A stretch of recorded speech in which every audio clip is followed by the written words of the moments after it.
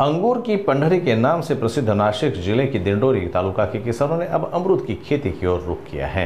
इस नए प्रयोग ने किसान और स्थानीय युवाओं के लिए रोजगार के नए अवसर खोल दिए। नासिक जिले के डिंडोरी तालुका के किसान पारंपरिक रूप से अंगूर की खेती के लिए जाने जाते हैं। हालांकि पिछले कुछ सालों में बदलते मौसम, बाजार की कीमतों में उतार चढ़ाव और उच्च उत्पादन लागत के कारण किसान वैकल्पिक फसलों के बारे में सोचने लगे हैं। इसी पृष्ठभूमि में वानी से सापुतारा और अंबानेर तक किसानों ने बड़े पैमाने पर अमरूद की खेती शुरू की।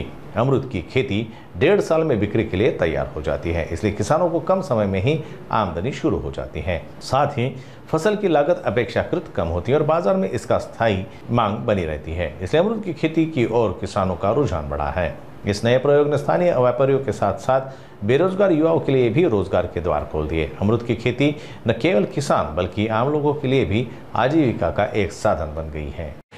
भूषण देवदास गायकवाड यांचा प्लॉट आहे आणि त्यांचा आत्याचा मुलगा आहे। सर्व काम मीच बघतो इथलं आणि याची लागवड आम्ही 18 मे 2025 रोजी केली होती आणि हा माल लागवड केल्यानंतर त्यांना फुलकळी लगेच चालू झाली। ती फुलकळी आम्ही 3 महिन्यात काढत राहिलो, ते फळ घेतलं, बार धरला नाही आणि 3-4 महिन्याने आम्ही बार धरला।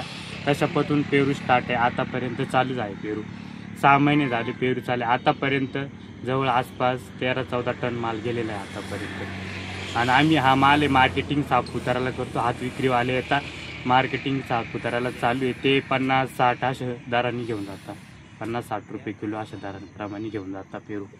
आपण बघू शकतो रोजगारांना आम्ही या फॉर्म लावण्यासाठी मजूर लोक लागतात। जवळजवळ आमच्याकडून मजुरांना 15-16 मजूर आमच्याकडे डेली कामाला असतात, ते मजूर पुरण्यासाठी वगैरे आणि फॉर्म लावण्यासाठी आम्ही मजूर लोकांना डेली आमच्याकडे मजूर 10 ते 15 मजूर असतात। व्यापारी सापुताऱ्याचे दिंडोरीकडचे जे रस्त्यावर घेऊन बसतात, ते हात विक्री वगैरे सगळे इथून पेरू गेले जातो। ही ताईवान पिंक